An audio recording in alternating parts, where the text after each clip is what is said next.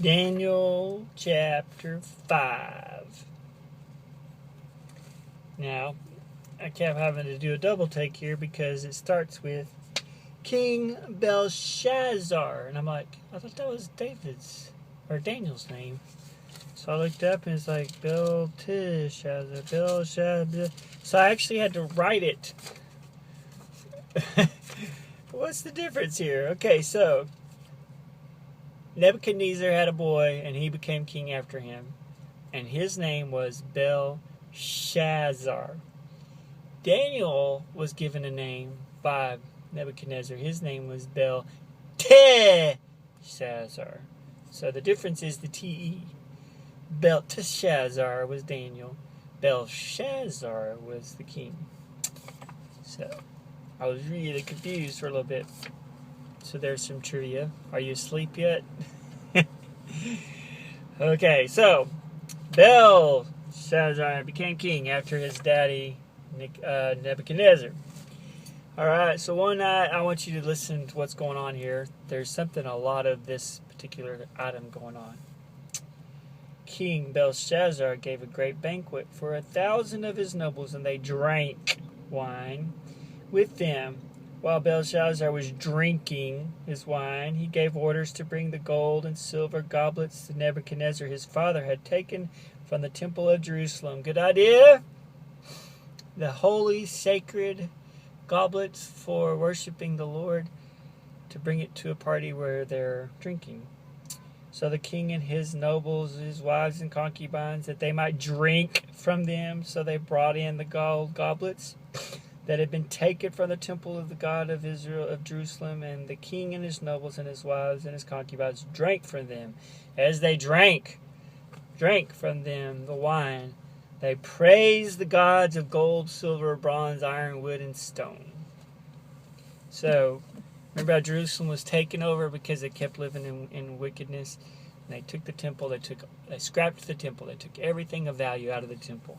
There's a lot of really awesome gold and beautiful, beautiful, beautiful dishes that they had made, because the temple in Solomon's day was the most awesomest, beautifulest thing ever. So they had all the dishes were made out of gold, and they took these special dishes that had been dedicated to God to serve only in the temple, for the most holy of holies, for the just for God's awesomeness.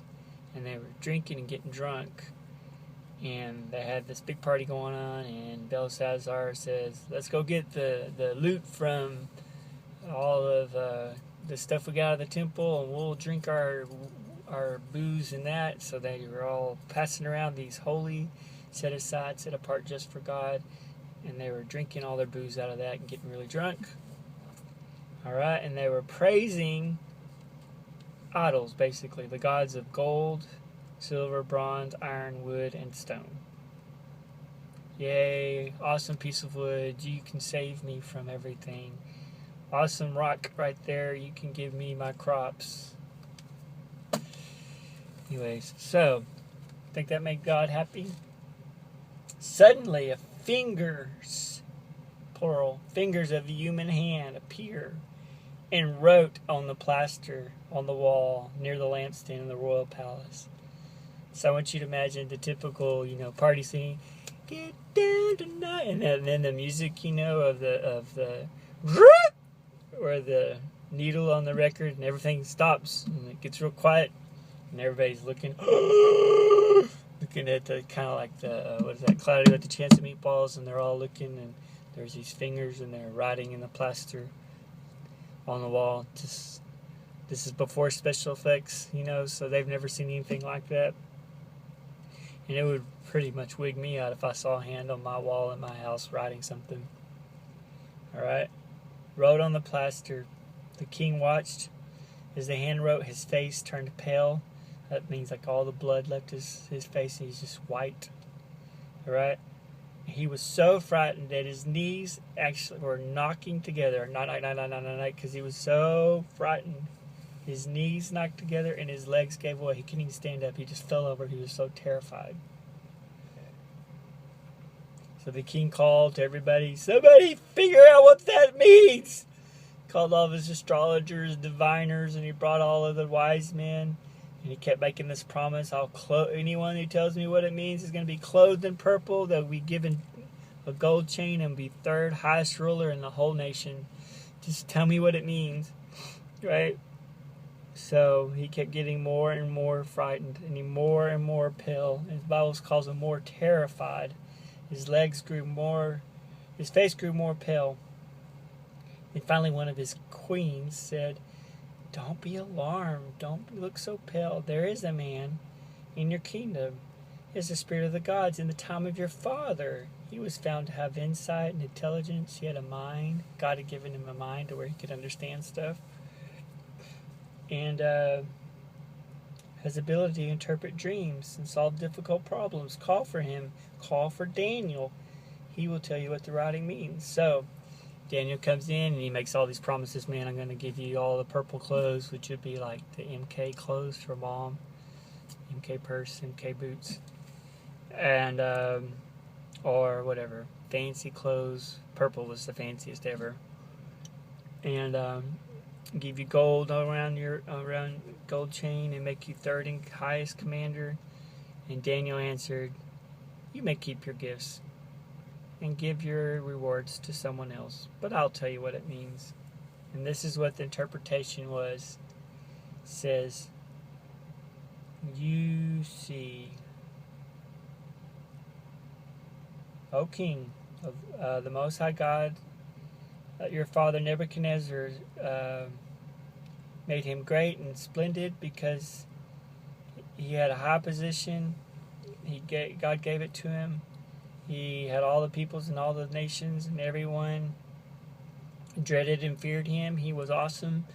If he wanted someone put to death, they were put to death. If he wanted someone spared, they were spared. If he wanted someone promoted, they were promoted. If he wanted someone humbled, they were humbled. But when his heart became arrogant and hardened with pride, he was disposed of the royal throne. He was driven away from the people and given a mind of an animal. He lived with the wild donkeys and ate grass like a cattle. His body was drenched with the dew of heaven until he acknowledged the Most High. God is sovereign over the kingdom and men and sets over them who he wishes. But you have not humbled yourself. You have so much pride, you will not humble yourself. Nebuchadnezzar humbled himself, you will not humble yourself. You have not humbled yourself. Though you knew all of this. You knew the stories. Your dad told the stories to everybody, so I know you knew this story. Instead, you have set yourself up against the Lord of heaven.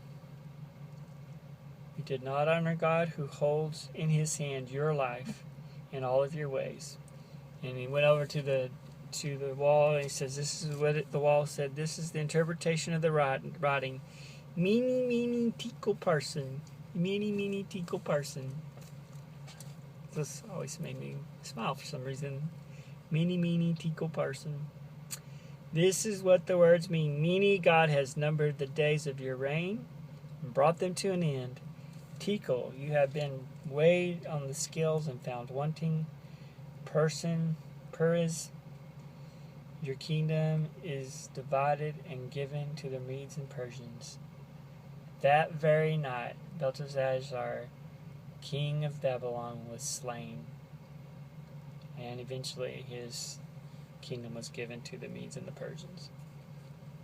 So,